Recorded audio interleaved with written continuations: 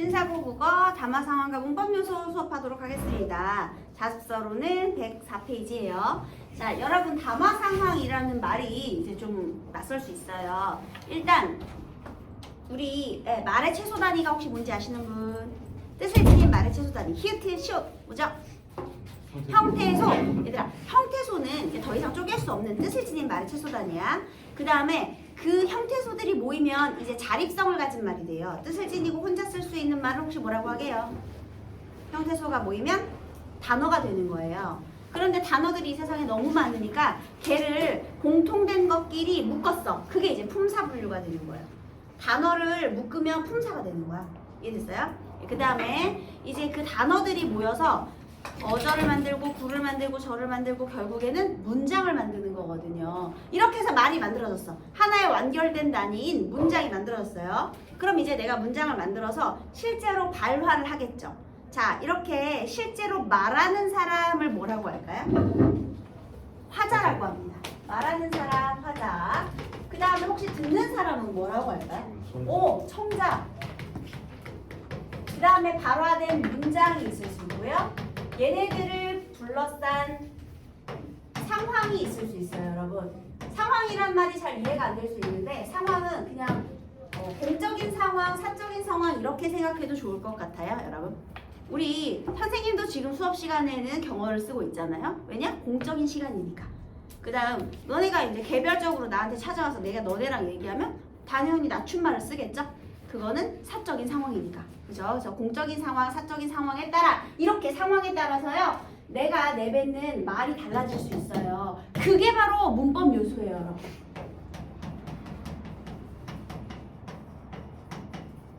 화자가 이렇게 말을 해요. 그러면 이 발화된 문장에 어떤 메시지를 담아서 청자에게 전달하잖아요. 그러면 나의 이 메시지를 조금 더 효과적으로 전달하고 싶단 말이야. 그래서요, 얘가 화자의 의도를 효과적으로 전달하기 위한 표현 방법. 그게 바로 문법 요소예요. 이해됐어? 그러니까 내가 어떤 의도를 전달해. 자, 무슨 의도냐? 그거에 따라서 네 가지로 나눌 수가 있어요. 첫 번째는요, 높임 표현. 높임 표현은 높임의 대상에 대해서 높고 낮은 정도를 얘기하는 거예요. 두 번째는 시간 표현. 세 번째는 피동, 그리고 또는 사동 표현. 그리고 네 번째가 인용 표현. 그리고 사실 여기에 부정 표현도 있어요. 근데 부정 표현은 1학년 문법에는 등장하지 않아서 부정 표현 되게 쉬워요. 예를 들면요, 우리 선생님 숙제를 안 했습니다. 선생님 숙제를 못 했습니다. 여러분 만약에요, 너 숙제했어? 선생님 숙제를 못 했습니다. 그러면 왜 못 했어? 선생님 물어보겠지. 근데 만약에 선생님 숙제를 안 했습니다. 그럼 선생님이 반응이 어떨 것 같아요? 선생님 저는 숙제를 안 했습니다. 나가 이 새끼야 하겠지. 왜냐하면 내 의지로 하지 않았다는 거니까. 능력 부족이 아니라 의지 부정문이니까요. 그러니까 그런 의도를 전달하는 건데 여기 부정 표현 중 교과서에서는 전달하고 있지 않기 때문에 이거 학교에서도 안 했죠. 그러면 요거는 일단 잠깐 생략. 그 다음에 학교 지금 여기 교과서에 나온 게 높임, 시간, 피동, 인용 표현인데요. 오늘은 그 중에서도 뚜두두 요놈 높임 표현에 대해서 알아보도록 하겠습니다. 됐죠? 자, 그러면 우리 처음으로 배울 것은 담화 상황에서 바로 높임 표현 되겠습니다.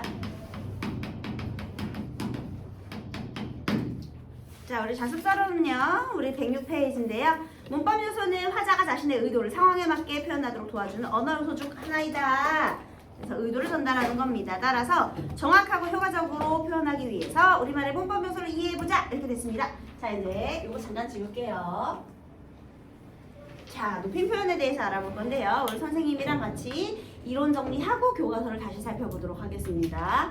자, 먼저요, 높임 표현은요, 뭐가 중요하냐? 높임의 대상과 높임의 실현 방법이 중요해요. 누굴 높이느냐, 그리고 그 대상을 높이기 위해서 무슨 방법을 썼느냐, 어떤 표현을 썼느냐, 이거 두 개를 중점적으로 보는데요. 높임의 대상에 따라 상대 높임 표현, 그리고 주체 높임 표현, 그리고 객체 높임 표현으로 나눌 수 있습니다. 자, 일단 우리 혹시 상대 높임 표현은 이 중에서 누구를 높이는 것이게요? 상대 높임 표현은 누구를 높이는 표현일까요? 오, 맞아요. 여기 있어. 요놈. 청자를 높이는 표현이에요. 그래서 듣는 이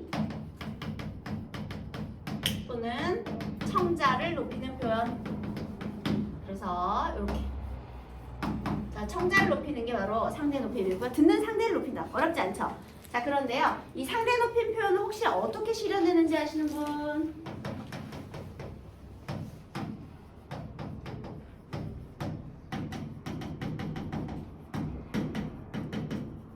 우리 기본적으로 문장에는요. 이런 성분들이 있거든요. 근데 주어, 목적어, 부사, 서술어 뭐 이런 성분들 중에서요. 요 서술어를 선생님이 잠깐 뚜두두두두 살펴보도록 하겠습니다. 얘를 조금만 확대해서 한번 볼게요. 여러분, 서술어는요. 주어를 설명하는 말이에요. 설명하는 말을 서술어라고 해요. 서술, 풀어내다, 설명한다 그런 뜻이거든요. 자, 그런데요. 이 주어의 동작을 설명하면 어떤 품사가 서술어가 되느냐? 얘들아, 동작을 설명하는 말이 뭐지? 품사 중에? 동사! 그렇죠. 그 다음에 주어의 성질이나 상태를 설명하면 어떤 품사가 서술어가 될까요? 성질이나 상태, 형용사. 그리고 주어를 한정하면 물론 체험 플러스 서술격 조사 이다도 서술어가 될 수 있어요. 뭐 분필이다, 학생이다, 고기이다 이런 거. 자, 서술어는요. 동사나 형용사나 체험과 서술격 조사 이다가 결합한 그 세 가지가 서술어가 될 수 있어요. 그럼 일단 선생님이 동사나 형용사를 한번 예로 들어볼게요. 얘들아, 동사나 형용사는요. 주체를 설명하는 말인데요. 걔는 특히 어간과 어미로 구분돼 있죠, 여러분. 그지? 얘들아, 어간의 사전적인 정의는요. 용언이 활용을 할 때 변하지 않는 부분. 어미는 활용을 할 때 변하는 부분. 이렇게 되는 거예요. 얘들아, 너네 짓밟히다라는 단어를 사전에서 찾고 싶어. 근데 내가 만약에 짓밟혔다 이런 단어를 사전에서 찾으려면 어떤 단어로 찾아야 돼요? 짓밟혔다? 짓밟히다. 얘들아, 그럼 어디까지가 어간이야? 기본형은요. 어간 플러스 다로 돼 있거든요. 그러니까 너네가 지금 기본형이 짓밟히다라고 했잖아. 그럼 어디까지가 어간이야? 짓밟히까지가 어간인 거예요. 이해됐어요? 짓밟히다, 짓밟히고, 짓밟히면, 짓밟혀서 이렇게. 이해됐나요? 그러면 봐봐. 우리가 짓밟히까지가 어간이라고 했죠. 그럼 선생님이 지금 짓밟히었다, 짓밟혔다 만약에 그런 단어가 있다고 해봐, 얘들아. 그러면 짓밟히 그리고 얻다 이렇게 뒤에 어미가 얻하고 다가 있죠.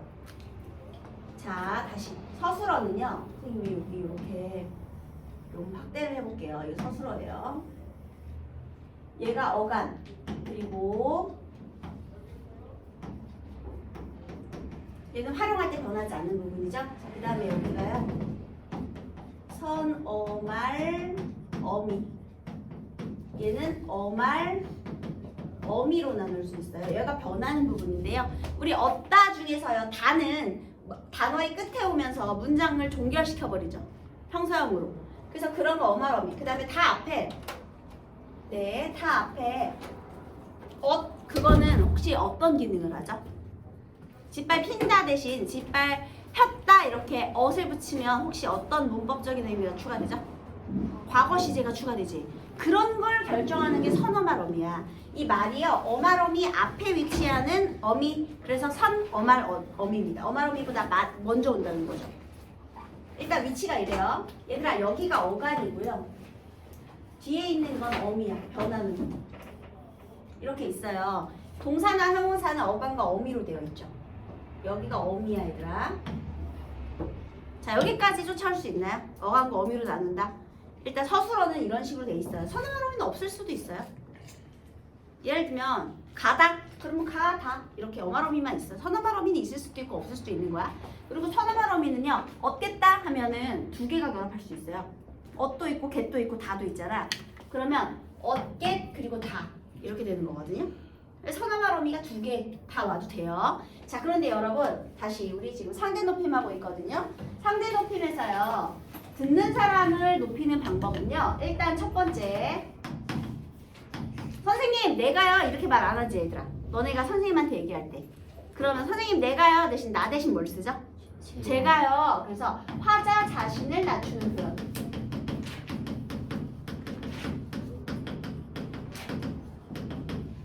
아니면 저희 이런 것들이 있어요. 얘들아, 화자를 낮추면 자연스럽게 청자를 높일 수 있겠죠. 그래서 화자 자신을 낮추는 표현이 있고요. 자, 두 번째 이게 중요해요. 바로 종결 표현에서 결정이 됩니다. 이것을 종결 어미라고도 말을 하는데요. 선생님이 굳이 종결 어미라고 하지 않고 종결 표현이라고 해준 이유는요. 혹시 너네 해유체 요 있지? 그 요는 해체에 보조사 요가 결합해서 해유체가 되는 거거든요. 그러니까 엄밀히 따지면 요는 보조사긴 한데요. 근데 보통 이제 학교 문법에서 뭉뚱그려서 종결 어미에서 나타난다 이렇게도 표현을 해주시더라고요. 근데 엄밀히 따지면 요는 어미가 아니고 보조사 요예요. 생략이 가능하기 때문에. 자, 어쨌든 일단 종결 표현에서 결정이 된다라고 했는데 종결 표현이 어디냐면요. 바로 요 자리예요. 여기서 누굴 높일 수 있다? 청자를 높일 수 있다. 너네 있잖아. 꼬맹이가 말을 배워. 엄마 나 저거 사줘. 근데 공손하게 말해야지. 그러면 요 그러죠. 아 나 저거 사달라니까. 어허 그럼 요 하죠 여러분. 존댓말 할 때 항상 상대를 높이기 위해서 끝에다가 막 요를 붙이잖아요. 애기들이 말 배울 때. 그게 바로 상대를 높이는 방법이야. 항상 말 끝에 결정되는 거야 얘들아. 그래서요 높임 표현 중에서 상대 높임 찾는 게 제일로 쉬워요. 뭐만 보면 돼? 문장의 끝만 보면 돼. 여기 문장의 이 끝만 보면 돼. 요 자리만 보면 돼. 상대 높임은. 자 그런데요. 요 자리가 어미 자리잖아요 여러분. 어미는 활용할 때 변하는 부분이라 그랬죠. 원래 어말 어미의 역할은요 여러분. 문장의 종결 형태 또는 비종결 형태. 예를 들면요. 다 그러면 문장이 끝난 거고요. 고 그러면 연결이죠. 예를 들면 밥을 먹고 커피를 마셨다. 그랬어. 그럼 밥을 먹다 그러면 끝이지만 밥을 먹고 그러면 연결되죠. 그래서 여기는 종결형이거나 연결형이거나 그래요. 이 단어의 끝에요. 그런데 또 종결 형태가요. 우리말에 문장의 종류가 5개나 있거든요. 혹시 아시나요? 평서형, 의문형, 명령형, 청유형, 감탄형에 따라서 어미가 또 달라져. 왜냐면 활용하는 말이니까. 그래서 여러분 어말 어미는 원래 문장의 종류 가 5가지가 있거든요. 그래서 평서형 여기 혹시 어딜 참고하면 되냐면요. 106페이지를 참고하시면 돼요. 106페이지에 거기 평서형, 의문형, 명령형, 청유형, 감탄형에 따라서 쭉 예시 단어를 활용시켜놨죠. 그런 문장의 종류가 있고요. 그 다음에 또 하나 우리 이제 높임의 등급. 그래서 여기 어말 어미 자리에서요. 문장의 종류와 플러스 상대 높임의 등급을 드러내요. 자, 어말 어미가 하는 역할은 문장의 형식. 물론 얘들아 문장의 형식 그러니까 연결되는 형태일 수도 있고 그래요. 근데 여기에서 일단 문장의 형식과 플러스 상대 높임의 등급, 상대 높임력 이것을 드러낸다는 거죠. 여기 어말 어미 자리에서요. 자 근데 얘가 격식체가 있고 비격식체가 있어요.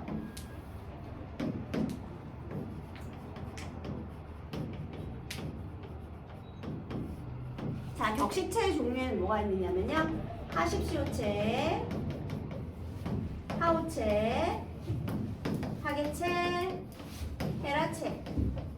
그리고 비격식체에는요. 해요체와 해체가 있습니다. 하십시오체는 아주 높임, 하오체는 예사 높임, 하계체는 예사 낮춤, 헤라체는 아주 낮춤, 해유체는 두루 높임, 해체는 두루 낮춤. 이렇게 돼요. 근데 여기에서요. 봐봐. 아주 높임, 아주 낮춤, 두루 높임, 두루 낮춤. 이렇게만 외우면 돼요. 왜냐하면 하우체랑 하계체는요. 여러분. 일상생활에서 잘 쓰지 않아요. 예를 들면 안녕하시오. 얘들아 선생님이 말을 해볼 테니까 여기서 어느 체에 해당하는지 찾아보세요.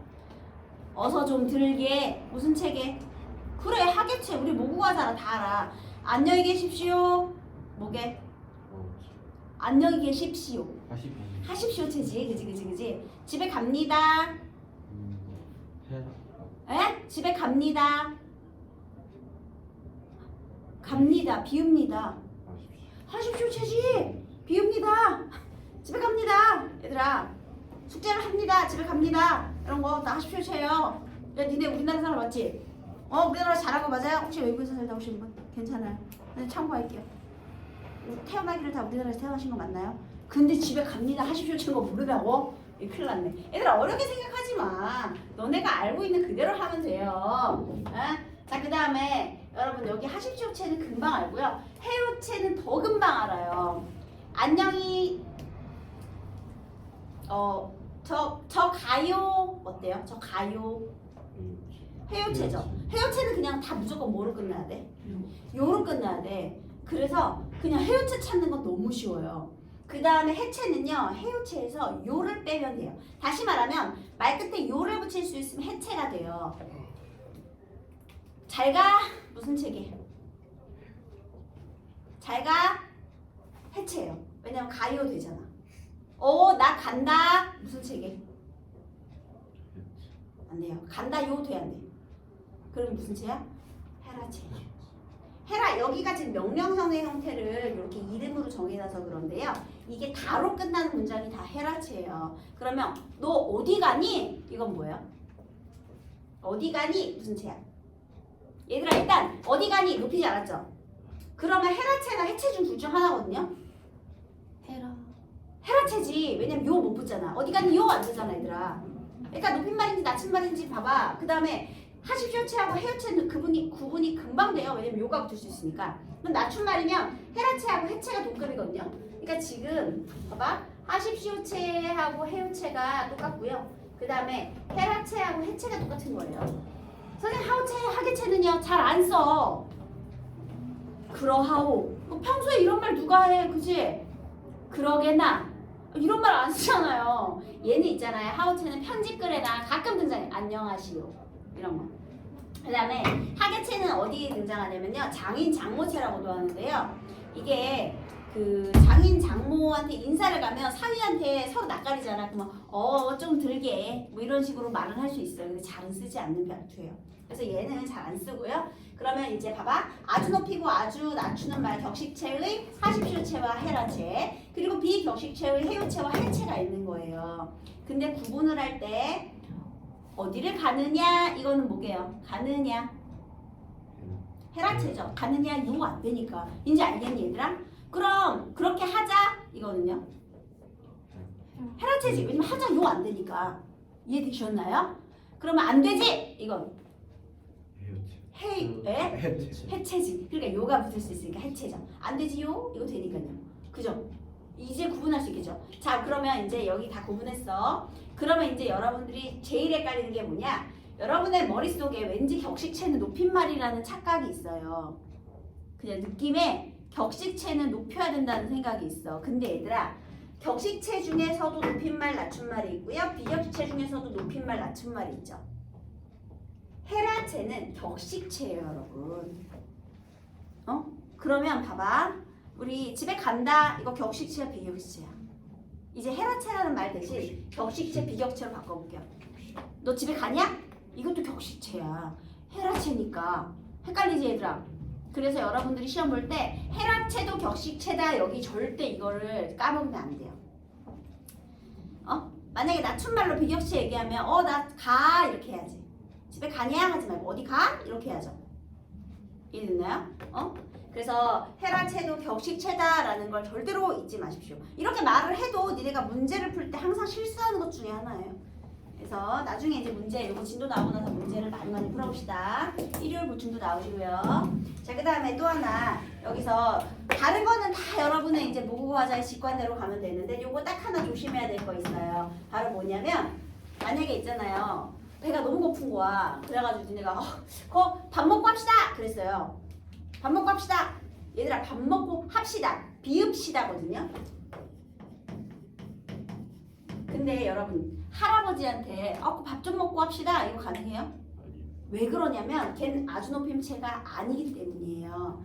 우리 비읍니다 이거는 하십시오체의 평서형 종결어이에요. 집에 갑니다 이런 거. 숙제를 합니다. 공부를 합니다. 이거는 하십시오체 평서형 종결어이거든요. 그런데요. 비읍시다. 이거 하나야. 비읍시다가 하나 얘들아. 비읍하고 시하고 다가 아니고요. 높임 표현이 아니고요. 비읍시다가 종결음이 하나인데요. 근데 이놈은요. 하오체 청유형 종결음이에요. 그래서 요것만 조심하면 돼요. 비읍시다. 얘들아 비읍시다는 비읍시다 쪼갤 수 없어요. 비읍시다 하나예요. 종결음이 하나야. 집에 갑시다. 형태소로 갑하고 시다 이렇게. 가하고 갑시다. 비읍시다 하나예요. 요거 원이야 원. 알겠지? 얘들아 종결음이 하나로 보는 거예요. 갑시다 이렇게. 자 그래서요 여러분 비읍시다 요것만 좀 조심하시고요. 하우체 청유형 즉 격식체 하우체 청유형 종결음이다 요것 말고는 나머지는 하면 돼요. 자 그럼 선생님이 요거에 대해 설명을 조금만 더 해볼게요. 여러분 있잖아요 격식체하고 비읍체 같이 한 문장에서 쓸 수 있게 없게. 하나의 담화 상황에서 격식체랑 비격식체 섞어서 쓸 수 있게 없게. 안녕히 계세요. 안녕히 계십시오. 저 집에 가요. 되네? 어디 가냐? 난 가. 되네? 자, 등급만 같다면. 얘들아, 요 하심표체와 해여체 등급이 같고요. 헤라체와 해체도 등급이 같은 거예요. 그래서 등급이 같으면 격식체, 비격식체 섞어서 상관없어요. 다만 그러니까 등급이 다른 거는 격식체건 비격식체건 등급이 다른 것끼리는 못 써요. 하십시오체랑 헤라체 못 쓰고요. 하십시오체랑 해체도 같이 못 쓰는 거예요. 등급이 같은 거는 섞어서 써도 되는데 등급이 안 맞으면 같이 못 써. 그리고 또 하나 듣는 이가 그러니까 청자는 동일한데 높임 표현의 등급이 달라질 수 있다 없다? 있어요. 뭐가 달라지면? 상황이 달라지면. 예를 들면요. 똑같은 친구예요. 근데 너희들이 야씨 존나 히발 하면서 막 욕하면서 막 이렇게 막 하다가 막 욕을 했어. 근데 갑자기 학급회의가 시작이 됐어요. 근데 우리 친구가 만약에 회장이라고 해요. 그래서 학급회의를 진행하는데 야 씨발 네가 나가서 얘기해봐 이렇게 할 수 있어요? 회의 시간에? 안 되죠? 그럼 어떻게 해야 돼요? 누구누구 학생 나와서 발언해 주시기 바랍니다. 갑자기 존댓말하지. 왜 그러는 거야? 상황이 바뀌었어. 상황이 뭐에서 뭐로 바뀌었을까? 사적인 상황에서 공적인 상황으로 바뀌었잖아. 공식적인 말하기 상황에서 이 대상은 똑같은데 높임 표현이 달라질 수 있다라는 거죠. 같은 대상이지만 상황이 달라지면 높임의 등급도 달라질 수 있다라는 겁니다. 알겠죠? 그래서 뭐 그거 정도 하면 이제 상대 높임 표현 완벽합니다. 자, 상대 높임 표현 파악하려면 맨 끝에서 확인해라 이런 말 했어요. 자, 이번에는 주체 높임 표현으로 가도록 하겠습니다. 자, 여러분 선생님 요것만 지울게요. 요것만 지우겠습니다. 자, 이번에 주체 높임 표현인데요. 혹시 주체 높임은요 무엇을 높이는 것일까요? 문장 속의 주어를 높이는 거예요. 여러분 문장 속의 주어 여기 있어요. 화자하고 다르죠. 발화된 문장의 서술의 주체 그게 주어예요. 요 서술어 설명하는 그 주체 얘를 높이는 것이 뭐다? 주체 높임이다. 발화된 문장 속의 주어예요 여러분. 자 얘는요 이 주어가 내가 높이고자 하는 그 사람 자체일 수 있어. 그런 걸 우리가 직접 주체 높임이라고 하고요. 그 내가 높이고자 하는 사람은 아닌데 그 사람과 관련이 있는 걸 수 있어. 그러면 간접 주체 높임이라고 불러줍니다. 자, 직접 주체 높임의 경우 어떻게 실현하느냐? 첫 번째, 주격조사. 깨서 할아버지가 라고 하지 않죠. 선생님이 라고 하면 풀린 거예요. 그럼 뭐라고 해야 돼? 선생님께서, 할아버지께서, 할머니께서 이렇게 말해야 됩니다. 주격조사 깨서. 자, 요 자리에서 주어를 높일 수 있었어요. 그죠? 그리고 또 하나는요. 두 번째. 주체 높임 선, 어말, 어미, 시. 얘들아, 여기 잘 봐봐. 선, 어말, 어미, 시는요. 앞, 뒤로 대시가 그어져 있죠. 문제를 이제 어렵게 내잖아요. 그러면 얘를 선 빼고 어말, 어미, 시로 바꿔서도 오답을 내요, 여러분. 자, 여기 선, 어말, 어미, 시 자리는요. 어말, 어미 앞에 오는 건데요. 여기는 이제 종결 형태거나 뭐 연결 형태거나 이런 거였잖아요. 근데 선어말 어미 자리에는 높임과 시제 딱 두 개 와요. 시제거나 높임이거나. 이 자리는요. 시제 선어말 어미와 높임 선어말 어미가 있거든요. 근데 일단 시제 선어말 어미는 또 주체 높임 선어말 어미 시 딱 하나 있어요. 이거 하나. 그러면 자 시가 아까 그럼 무조건 무슨 높임 표현? 무조건 무슨 높임 표현? 주체 높임 표현. 왜냐면 얘가 주체 높임 선어말 어미야. 상대 높임은 여기서 실현 못해요. 상대 높임은 여기 문장 맨 끝에 있어. 여기 종결 표현. 어말 어미에 있어요. 이거 졸면 안 돼. 문법은 한번 놓치면 끝이에요. 문법은 절대로 놓치면 안 돼요, 여러분. 자, 그 다음에 선어말 어미 시 자리는 어디 있었느냐? 여기 있었지, 얘들아. 자, 선어말 어미라는 말은요. 앞, 뒤로 이렇게 대시를 그어주는 거예요. 왜? 앞에는 어감과 결합하고 뒤에는 또 다른 것과 결합해야 되니까. 또 다른 선어말 어미거나 아니면 어말 어미나 뭐 이런 것들랑 결합을 해야 되잖아요. 그래서 앞, 뒤로 이렇게 대시 두 개를 그어줍니다.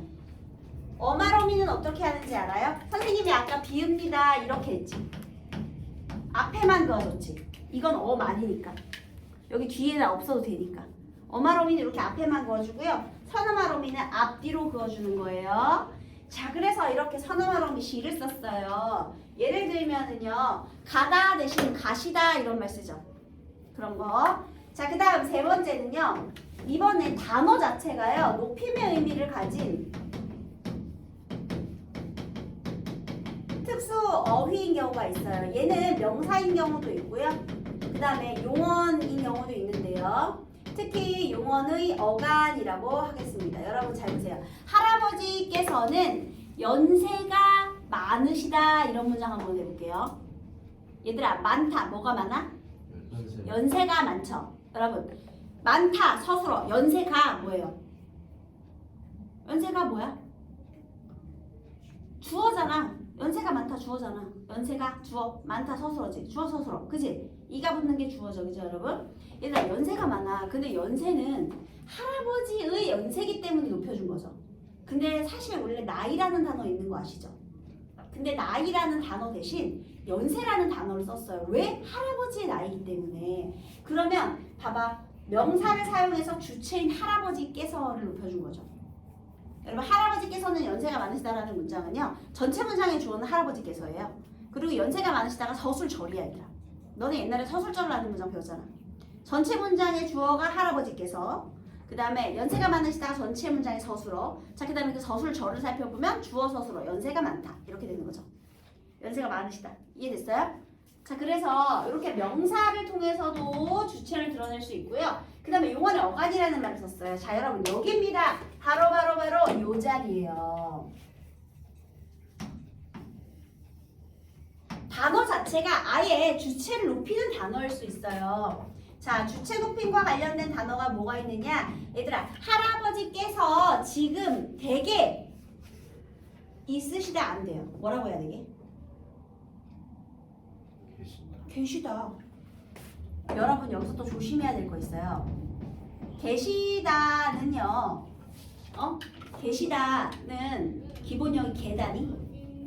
시 생략 가능해요? 아니요. 그러면 선생님이 아까 어간에다 다 붙인 게 기본형이라 했잖아. 어디까지가 어간이야? 계시다. 계시까지. 얘들아 얘는 선어말 시가 아니죠. 오답으로 진짜 많이 나와. 할아버지께서 지금 댁에 계신다 하면 선어말 어미 시를 사용하여 주체인 할아버지를 높이고 있다. 이렇게 오답 많이 나옵니다. 뭐가 틀렸죠 지금? 선어말 어미가 아니라 뭐예요? 특수어미 또는 용언의 어간을 사용하여 이렇게 해야지. 그지? 비슷한 걸로 이런 것도 있어요. 할아버지께서는 낮잠을 그래 주무신다. 얘들아 주무신다에서 어디까지가 어간이야? 주무시. 왜냐면 주무다라는 말이 없잖아. 그래서 계시다. 주무시다. 그죠? 그 다음에요. 할아버지께서 자 이제 밥 대신 진지로 갑니다. 진지를 잡수다. 얘들아 잡수다 해도 되고 잡수시까지 해도 되고 괜찮아요. 잡수다 잡수시다 둘 다 되는 거예요. 그 다음에 여러분 잡수다 했고요. 또 혹시 잡수다 말고 할아버지께서 식사를 뭐 국을 드시다도 있지 얘들아. 드시다에서 시 빼서 드다라는 말 있어요? 없죠. 그럼 드시다. 이거까지. 그래서 얘네들은 전부 주체의 높임과 관련이 있는 표현들 되겠습니다. 되죠, 여러분? 자, 그 다음에 할아버지께서 지금 댁에 계신다 해서 그 댁도요, 주어인 할아버지 때문에 온 명사예요, 여러분. 알겠죠? 됐죠? 자, 그 다음에 우리 이제 간접 높임을 볼 건데요. 간접 높임은요, 아까 할아버지께서는 연세가 많으시다 그런 거거든요. 주어가 연세가, 이거 간접 높임이지. 근데 간접 주체 높임은요, 간접이기 때문에 극존칭 표현을 쓸 수 없어요. 극존칭 표현은 이런 것들이에요. 그래서 얘는 오로지 뭐만 사용할 수 있어? 서너만 어미 시만 사용할 수 있어요. 예를 들면요, 할머니께서는 고민이 계시다. 고민이 있으시다. 얘들아, 고민께서 돼, 안 돼? 안 되지. 고민이 작은 계시다, 있으시다. 그래, 시만 사용할 수 있는 거예요. 그 다음에 선생님, 이거는 간접 높임이고요. 할머니께서, 이건 직접 높임이죠. 어쨌든 둘 다 중요한 건 간접이건 직접이건 간에 둘 다 주체 높임이에요. 주체인 이거 주체를 높이고 있다. 이렇게. 주체를 높이기 위해서 선어말하면 시도 썼고 주격조사 깨서도 쓴 거예요. 다 할머니를 높이는 표현이 되겠습니다. 결국 이 고민은 할머니의 고민이기 때문에 할머니를 높이는 표현이 맞아요. 할머니를 높이기 위해서 간접적으로 시도 쓰고요. 직접적으로 깨서도 쓴 거죠. 오케이? 그럼 교장 선생님의 말씀이 있으시겠습니다? 계시겠습니다? 뭐예요? 오, 있으시겠습니다. 자, 그런데 할아버지께서는 낮잠을 자신다 안 되죠? 주무신다죠? 그러면 할아버지께서 지금 집에 계신다라고 해야지 있으신다라고 하면 안 되겠지. 높임 표현이 있으면 그렇게 써야 돼요. 오케이? 자, 그 다음에 여기까지 시가 어미가 아니고 어간이다. 여기도 이것도 이해됐죠, 여러분? 지금 이 자리 그림 잘 기억해 두세요. 자, 이렇게 하는 거예요. 아유, 잘했습니다. 자, 그 다음에 이제 객체 높임입니다. 객체 높임 표현은요, 문장에 드러난 목적어나 부사어를 높이는 건데요. 얘들아, 문장 속의 목적어나 부사어는요, 우리 서술을 대상이라는 말로 기억하시면 돼요. 목적어나 부사어가 지시하는 대상, 이런 표현을 써주거든요. 예를 들면 태연이가 고기를 먹었다. 먹는 주체는 누구죠? 태연이. 먹는 대상은 뭐예요? 고기를. 봐봐, 목적어가 대상이 되죠? 여러분 참고로 있잖아요. 이가가 붙으면 주어, 을을이 붙으면 목적어죠. 그죠? 그럼 은느는 뭐예요? 은느는 보조사라서 그건 안 되는 거야. 은느는 보조사, 얘들아. 알겠지? 네, 잠깐만요. 조금만 더 할게요. 자, 여기에서 그래서 이렇게 목적어나 부사어를 높여주는데요. 여기도 실현 방법이 있습니다. 자, 첫 번째. 부사격조사. 에게 대신 깨. 얘들아, 할머니 에게라는 말 안 쓰지. 할아버지 에게 안 하지. 깨 쓰지. 자, 깨는 어느 자리에 있어요? 부사어 여기 깨. 얘들아, 깨가 붙으면 뭐라고? 부사어야. 자, 그 다음에 여기 선어말 어미 자리에 해당하는 선어말 어미는 없어. 선어말 어미는 오로지 시, 주체 높임 선어말 어미 시 하나 있고요. 그 다음에 여기도 똑같이 높임의 특수어휘가 있어요. 자, 어휘 똑같이 명사하고 용언어가 둘 다 있는데요. 자, 선생님 여기다 적어줄게요. 이번에 객체를 높이는 특수어휘예요. 예를 들면 할머니를 뵙다, 할머니를 모시다, 데리고 오는 게 아니라 모시고 오다 하죠. 선생님께 모르는 것을 여쭙다 이런 식으로. 그리고 선물을 할머니께 드리다 이런 거. 얘네들은 전부 다 객체를 높이기 위한 표현 방법이 되겠습니다. 어렵지 않죠, 여러분? 자, 이렇게 하고요. 선생님이 여기 예시 단어 요거 하나만 볼게요. 자, 듣는 사람이 누군지 모르겠지만 아버지께서 할머니께 선물을 드리셨습니다 라는 단어가 있다고 해보고 문장이 있다고 해볼게요. 얘들아, 드리셨습니다 한번 쪼개볼래요? 이거 어떻게 쪼갤 수 있죠?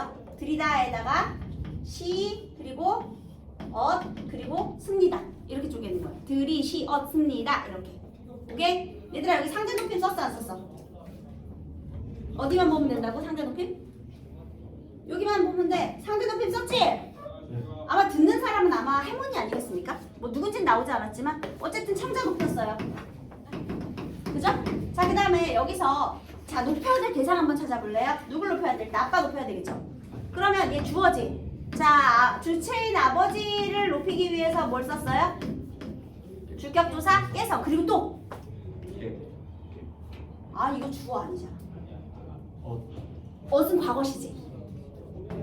선우마름이시. 얘들아 이거 10 빼볼래? 이거 동생으로 바꿀게. 동생이 할머니께 선물을 드렸습니다. 그지? 10 빠지잖아. 드렸습니다잖아. 드리셨습니다 하고 드렸습니다 다른 거잖아. 그죠? 자, 그래서 이렇게 깨서하고 시 쓴 거예요. 자, 그 다음에 이제 너네 할머니도 높여야 되겠지? 할머니께 이거 문장 성분 뭐야? 부사어. 그래서 뭘 썼어? 부사격조사 깨. 그리고 또 할머니께 드리다지. 특수어휘 드리다까지 썼죠? 그러면 드리시었습니다는요 주체객체 상대를 모두 높이는 표현이 되겠죠. 여러분 여기서 할머니께를요 동생에게로 바꿔볼까요? 동생에게 선물을 어떻게 해야 돼? 아버지께서 선물을 드리지 않지. 어떻게? 주셨습니다 가야지. 아버지가 쉬는 거지. 주시었습니다 이렇게. 아버지는 높여야지. 주는 동작을 한 건 아빠니까요. 아버지께서 동생이 선물을 주셨습니다 이렇게. 그죠? 그래서 이렇게 쓸 수 있습니다. 이걸 잘 기억해 두세요 여러분.